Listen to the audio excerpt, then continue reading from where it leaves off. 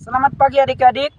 Perkenalkan, nama saya Carolus Ndaka Jababut, biasa dipanggil Pak Carlos. Pada pagi hari ini kita akan membahas tentang gereja. Adapun poin-poin penting yang kita bahas pada pagi hari ini. Yang pertama, pengertian gereja yang secara umum. Yang kedua, pengertian gereja yang satu. Yang ketiga, pengertian gereja yang kudus. Yang keempat, pengertian gereja yang katolik. Dan yang kelima, pengertian gereja yang apostolik.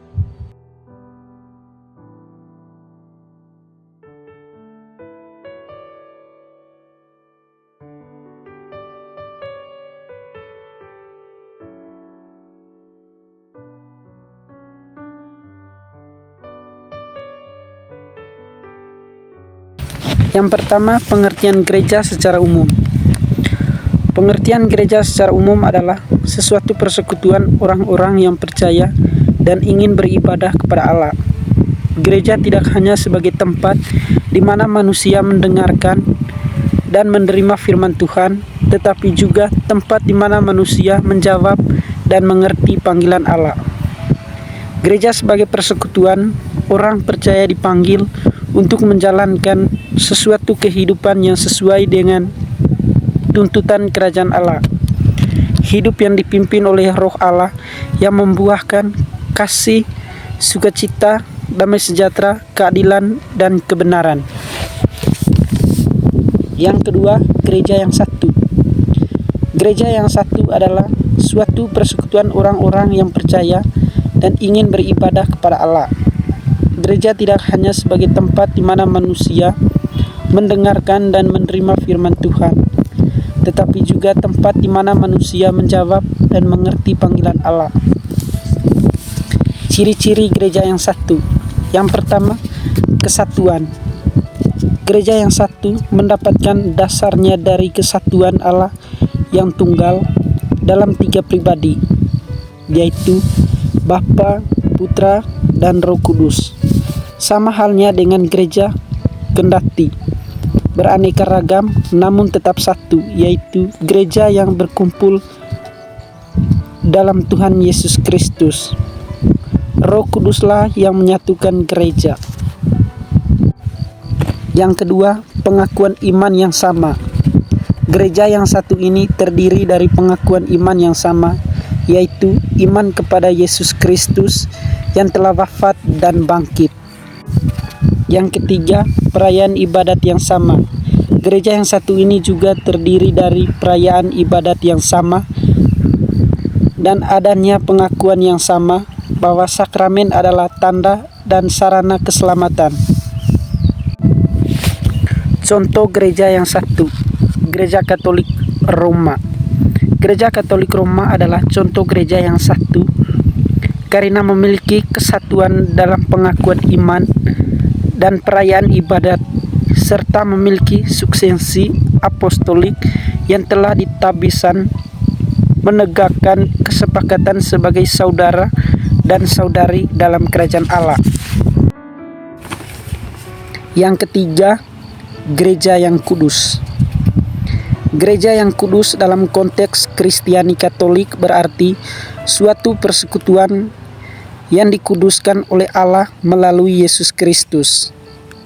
Kudus tidak hanya berarti suatu tempat, waktu, atau benda yang dikhususkan bagi Tuhan, tetapi juga berarti orang-orang yang dikuduskan oleh Allah. Gereja Katolik menekankan bahwa kesucian gereja bukanlah suatu sifat yang seragam, melainkan kategori teologal yang menentukan hubungan dengan Allah. Kudus berarti suci, tanpa dosa, sahabat Allah yang tidak pernah menyakiti hatinya. Ciri-ciri gereja yang kudus. Yang pertama, kesucian. Gereja yang kudus memiliki kesucian yang tidak dapat disentuh oleh dosa. Kesucian ini tidak hanya berarti suatu tempat atau waktu yang dikhususkan bagi Tuhan, tetapi juga berarti orang-orang yang dikuduskan oleh Allah. Ciri yang kedua, persekutuan dengan Allah. Gereja yang kudus memiliki persekutuan yang erat dengan Allah melalui Yesus Kristus. Persekutuan ini berarti gereja berada dalam hubungan yang erat dengan Allah dan Allah berada dalam hubungan yang erat dengan gereja. Ciri yang ketiga, hidup dalam Roh Kudus. Gereja yang kudus hidup dalam Roh Kudus yang memimpin dan menguduskan umat. Roh Kuduslah yang memberikan kesucian dan kekudusan kepada gereja. Ciri yang keempat, menguduskan umat. Gereja yang kudus menguduskan umat melalui sakramen-sakramen seperti ekaristi, baptisan, dan tahbisan. Sakramen-sakramen ini berfungsi sebagai tanda dan sarana keselamatan. Ciri yang kelima, mengarahkan umat kepada Allah. Gereja yang kudus mengarahkan umat kepada Allah melalui pengajaran, ibadat, dan perayaan. Gereja ini berusaha untuk mewujudkan kesucian gereja dalam persekutuan umat beriman. Ciri yang keenam, mengarahkan umat untuk hidup kudus. Gereja yang kudus mengarahkan umat untuk hidup kudus, yaitu hidup yang dikuduskan oleh Allah. Gereja ini berusaha untuk mewujudkan kesucian gereja dalam persekutuan umat beriman. Contoh gereja yang kudus. Gereja Katolik Roma. Gereja Katolik Roma adalah contoh gereja yang kudus karena memiliki kesucian yang tidak dapat disentuh oleh dosa, memiliki persekutuan yang erat dengan Allah melalui Yesus Kristus, dan memiliki sakramen-sakramen yang berfungsi sebagai tanda dan sarana keselamatan. Yang keempat, gereja yang Katolik. Gereja yang Katolik adalah gereja yang memiliki sifat universal atau umum. Arti universal dapat dilihat secara kuantitatif dan kualitatif. Gereja Katolik dapat hidup di tengah segala bangsa dan memperoleh warganya dari semua bangsa. Gereja sebagai sakramen Roh Kudus mempunyai pengaruh dan daya pengudus yang tidak terbatas pada anggota gereja saja, melainkan juga terarah kepada seluruh dunia.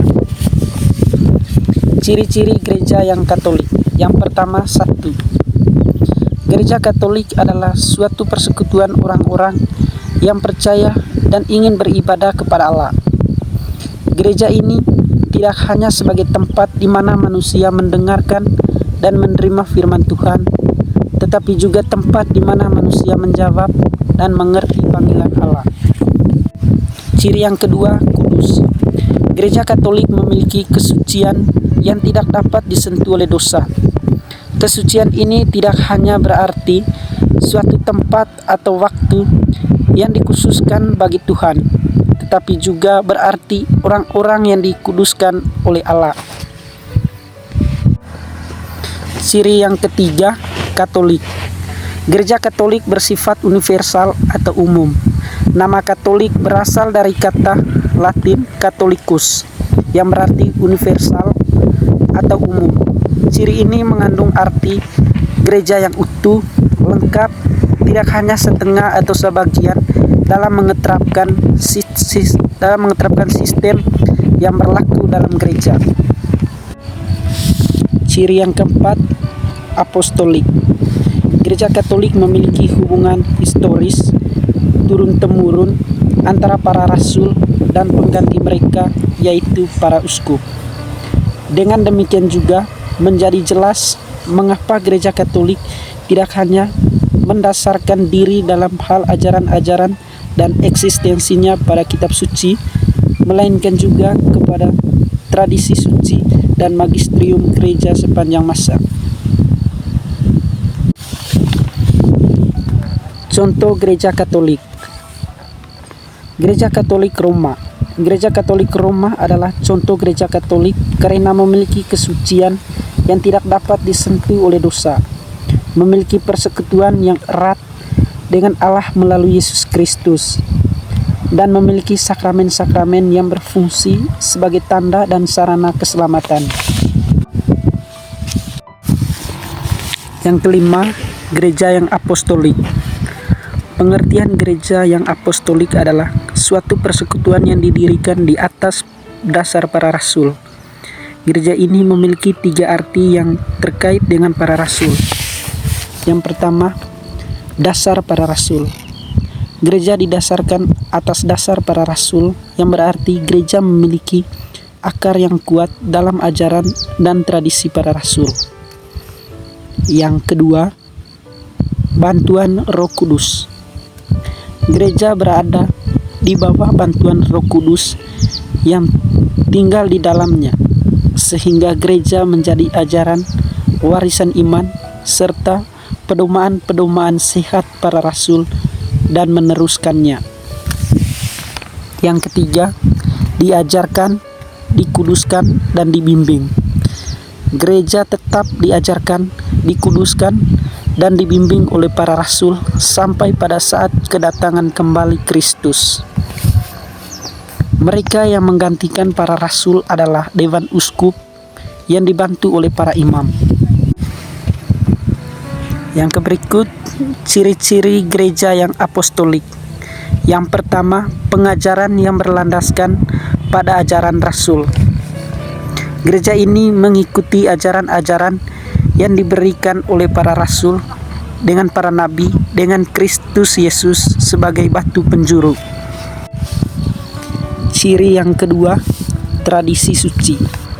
Yang disebut tradisi suci adalah pengajaran yang bersumber pada ajaran lisan sejak zaman Yesus dan para rasul. Antara keduanya, tradisi suci dan kitab suci, tidak ada perbedaannya, bahkan saling melengkapi karena berasal dari sumber yang sama. Ciri yang ketiga, hubungan historis turun-temurun antara para rasul dan pengganti mereka.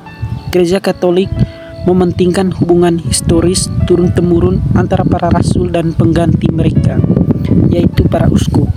Dengan demikian juga menjadi jelas mengapa Gereja Katolik tidak hanya mendasarkan diri dalam hal ajaran-ajaran dan eksistensinya pada kitab suci, melainkan juga kepada tradisi suci dan magisterium gereja sepanjang masa.